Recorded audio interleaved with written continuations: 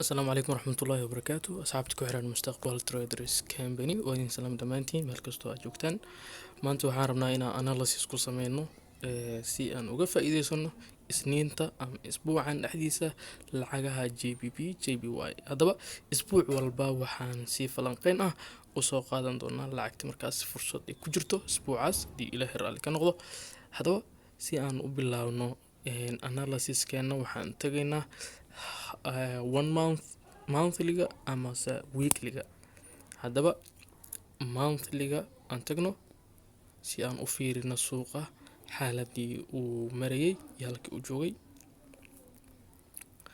haddaba suuqan saa ujeedaan waxaa weeye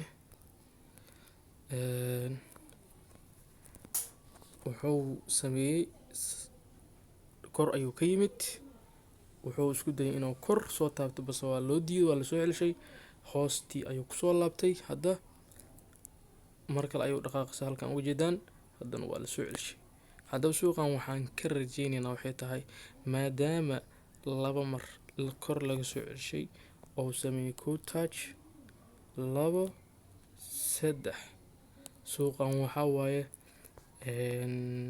sida aniga ila tahay kolleyba ilaa halkaas uu kala soo ekaado baayigiisa waa uu socon doonaa haba ahaatee intay doonto sanad 2 sano 3 sano ha ahaato laakiin waxaad ogaanaysaa in JBP JPY ay u badan tahay buy suuqa ayaadna ka dareemi kartaa maxaa yeelay halkii ugu hooseysay ayuu joogaa sidaas awgeed waxaa hadda aada usoo kaman raba dhaqaalihii dalka Ingiriiska maadaama coronavirus fariisi hadda ay soo yaraanayaan haddaba yaanan dhanka siyaasadda gelinaya okay haddaba waxaan rabnaa daily time frameka inaan suuqan ka fiirino daily time frameka halkaas waa halka ugu hooseysa oo soo taabta suuqa hadda weekly ayaan joognaa raalli ahada okay weeklyga markaa joogno waxaa muhiim ah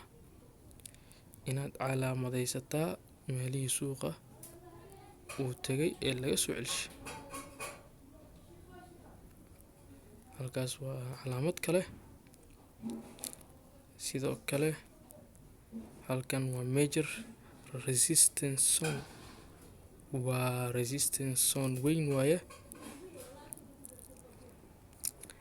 haddaba markii halkaas bahasha noo joogto waxaan u baahnaa inaan tagno daily time frameka si aan u aragno suuqa xoogaa kala baxsan haddaba hadda daily time framekii ayaan joognaa waxa uuna tusayaa suuqan inuu sameeyey waxa loo yaqaano halkan oo correction ka galay oona soo daatay weliba daadasho aada u weyn haddana uu rabo in uu halkii laga soo daadiyey laga soo celiyo oo ku laabta balse cillad yar oo jirta awgeed loo diiday oo martaga soo laabtay haddana uu tagay la soo celishay haddana siina ayuu ku jiraa suuqa marka suuqana boqolkiiba waxaa waaye konton waxaa weeye inuu kor aado haddii kor uu aadi waayo marka waxaa qasab ah in uu double bottom yeeshto double bottom kadib uu halkaas soo taabto asagoo double bottom wato oo aada u qurux badan haddaba taasi waa wax dhici kara oo macquul ah balse si aan si waadix ah suuqa u sii aragno waxaan u baahanaa inaan tagno waxa loo yaqaano 4-hour time frameka maadaama aan anaga ku trade gareynayn daily time frame haddaba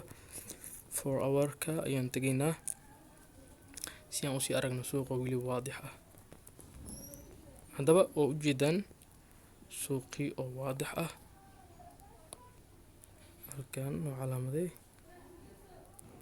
sidoo kale halkan noo calaamadee sidoo kale halkan calaamad ayaan saaranaynaa si hadhow suuqa haddii uu halkaas imaado xataa oo fursad haddii hadda kor uu aadi waayo suuqan oo aan uga raadino fursad touch ah kadibna kor uu aado fursadaas kalena iyadana waa muhiim inaan halkaas calaamadeysano. Haddaba hadda suuqan markaan joogno 4 hour time frameka waxa uu sameeyey waa wax runtii aad iyo aad cajiib u ah oo leh fursadna leh. Suuqan wuu soo daatay, waxa uu sameeyey laabasho inuu kor aad isku dayo, waa lasoo celiyay saa hor u sheegay, haddana waa u bax, haddana waa lasoo celishay oo nasiino kala ah. hadda marka muxuu raa suuqi hadda suuqalkan waxaa loo yaqaan correction ayuu ka jiraa. Impulse inuu sameeyo qasab, impulse move-kan inuu kor aado ama intuu taabto kadibna kor saas u aado waa macquul, ama se hoos uu wada aado waa macquul, oo markaas ayadana double bottom oo yeesho kor soo aado. Intaasoo jihaba waa macquul. Haddaba maadaama macquulku tiro batay, waxaan u baahannahay inaan tagno 1 hour time frameka si haddana u aragno suuqa oo waadix ah oo faahfaahsan. 1 hour time frameka markaa tagno ayadana wixii macquul ah halkan ayaan ka eegi doonaa insha Allah.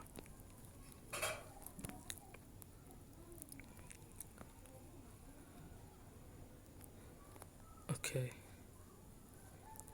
haddaba suuqan anagoo isticmaalayna hadda historical data, wixii hore uu soo sameeyey anagoo isticmaalayna ayaan waxaan rabnaa inaan sameyno isku barbar dhig wax loo yaqaano inaan sameyno ayaan isku dayanaa, taasoo ah suuqa wuxuu hore u soo sameeyey ayaan ku barbar dhigaynaa, isku barbar dhigaynaa. Haddaba inta ka bilaabo ilaa iyo halkan copy noo dheh, halkan noo saar, halkan noo saar. oo ujeedaan walaalayaal waxa uu sameeyey wax isku mid ah. Watan kasoo durjinta halkaas garabkida dhigo, waa historical data. Suuqa waxa uu sameeyey wax isku mid ah boqolkiiba boqol. Waa ujeedaan dhaqaaq, haddana waa laabtay, haddana waa kaas. Hadda ujeeda halkan sida runta ah dhaqaaq waa la celshay, waa usoo dhaqaaqay, waa garta. Haddaba halkaas markay xaaladda marayso adiga trader ahaan maxaa fursad ah oo halkaas kaaga muuqda? Anigu waxa iga muuqda waxay tahay marka anagoo is wareerin halkii hadda meeshaan copy ka soo dhahanay oo okay qofkii halka copy si loo dhaha candle-kii hore waxa isticmaali karaa meesha ku qoran tahay bearish pattern halka loo yaqaan. Okay, halkan waa halkii hadda aan copy dhahnay ilaa ay meesha uu koreyso suuqa taabtay copy noo dheh. Haddaba datadan waan qaadanaynaa, waxaana dul saaraynaa midaan noo dul saar, weliba anagoo sameeyayna sidan.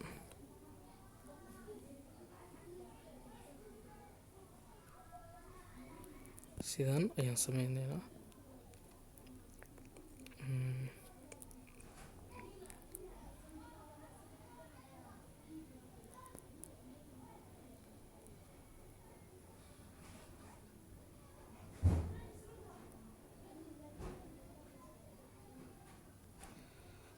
Okay, haddaba suuqa waxa ujeedaan walaalayaal waxa wuxuu sameeyey run ahaantii waa isku mid la dhihi karo, isku mid.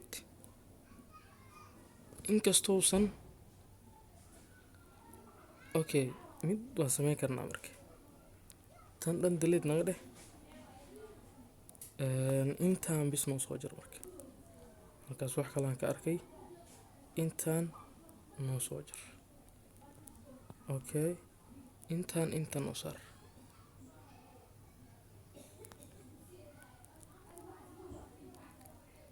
Hadda ujeedaan walaalayaal wuxuu sameeyey suuqa waxaan soo jaranay oo keliya wixii suuqa hore u sameeyey oo intaan ah ayaan soo jaranay. Haddaba intaan iyo wixii hadda uu sameynayo suuq isku mid miya? Haa, waa ujeedaa suuq hadda inta muxuu ka sameeyey markii sida caadada ah oo runta la fiiriyo. Kan qabo geeskaan noo dhig si aan u sharaxno, saas noo dheh. Haddaba suuq halkan muxuu ka sameeyey waa ujeedaan dhaqaaq kore soo laabasho, dhaqaaq soo laabasho yar. Kan hadda muxuu sameeyey soo daadasho, haye dhaqaaq, soo daadasho, haddana dhaqaaq kale mujida. Kanna sidii u sameeyay historical data isticmaal halkii hore waa soo qaadan halkaan dhignay way isla haadeen, haddana intaan soo jarnay intaa dhignay kulliba waxay u badan tahay ilaahay idinkiis in ay islahaan doonaan. sidaas ayaana suuqa ka rajaynaynaa. ugu yaraan adiga suuqa waxaa waaye dhaqaaq uu sameyn doonaa intee la ekaataba. haddii uu sidaas ay noqon weysa xaaladda, kulliba stop loss ayaad isticmaali kartaa oo aad haysataa. annagana waxaad ogaataa mar walba suuqa qasab kuma lihin marka waxaan leenahay in aan keliya suuqa wuxuuna siiyo aan qaadano markii suuqa ilaa halkaas ka dhaaday. suuqan waxaan ka rajaynaynaa halkaa intaas walaalayaal, waana ujeedaan weliba haddii inuu waxaas hadda sameynayo processkeeda uu ku jiro oo koobigeeda wato. suuqaana inuu intaas kasii badan sii dhaqaaqayana waa soo aragnay, maxaa yeelay hadda waxa uu joogaa halkii ugu hooseysay oo monthlyga ah ayuu joogaa, iyadoo GBP lacagtan GBP-ga aad iyo aad dhulka loola jaray oo laga xoog badnaa 100%. hadda waxay u badan tahay inay sameyso soo kabasho oo ayadana JPY tokedeeda xilligeeda markeeda dhulka lala jaro insha Allah. haddaba anaga haddii JPY ee dhulka isla jaraan labadaba faa'iida noogu jirtaa, waxaa waaye fursad qaali weeye. halkaas ayaan kusoo gabagabeynayaa insha Allah. waxa balanteen waxay tahay lacagtan hadda correction yar ayay ku jirtaa. correctionkaasna waxa waaye hadda trend line-ka iyo saarantaa lacagta. trend line-ka markay soo jabsato ay retest sameyso waa good buy.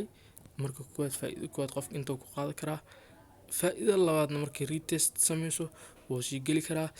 midda kale aad sameyn kartaa waxay tahay suuqan inuu kor aad ayay 100% u badan tahay, maadaama kor u aad hadduu soo jabsado halkaas oo halkan hadda aan ka hadlayno waxaa sameysaa sell buy ayaa leedahay. hadduu halkaas ku gaaro meelahan oo kale stop loss dhigo meel macquul ah oo markaas suuqa oo ay kula eg tahay in laga celi karo oo areadan ku aadan oo kale areadan hadda meel ku aadan oo kale ama ku hooseysa halkaas oo kale stop loss dhigo. amase take profit 1 take profit 2 take profit 3 u isticmaal oo suuqa take profit 1 halkan ku qaado, take profit 2 halkan ku qaado, take profit 3 halkan ku qaado. hadda sii hay kartidna oo halkaas dhaafo stop loss soo qaado, mar walba stop loss soo raro, retest ha sameeyo suuqa sii socdo.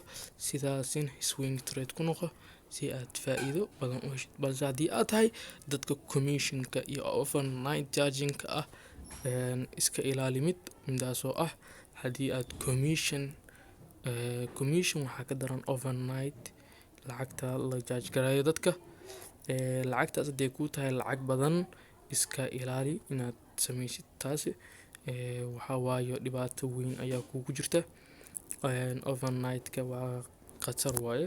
khatar wuxuu ku yahay qofka hadduu holding sameeyo position hold uu sameeyo oo lacagtana lot size weyn uu ku galo, waxaa waaye dhibaato weyn ay kugu noqonaya haddii suuqaas kugu soo laabto oo adigoo haya oo kugu soo noqdo suuqa.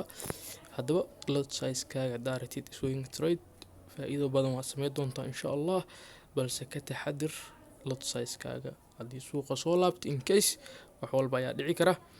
si aad overnight-ka lacagta ah aysan lacag badan kaaga goosan. taasi waa dardaaran aan ku dari lahaa. wabillahi tawfiiq. assalaamu calaykum waraxmatullaahi wabarakaatuh.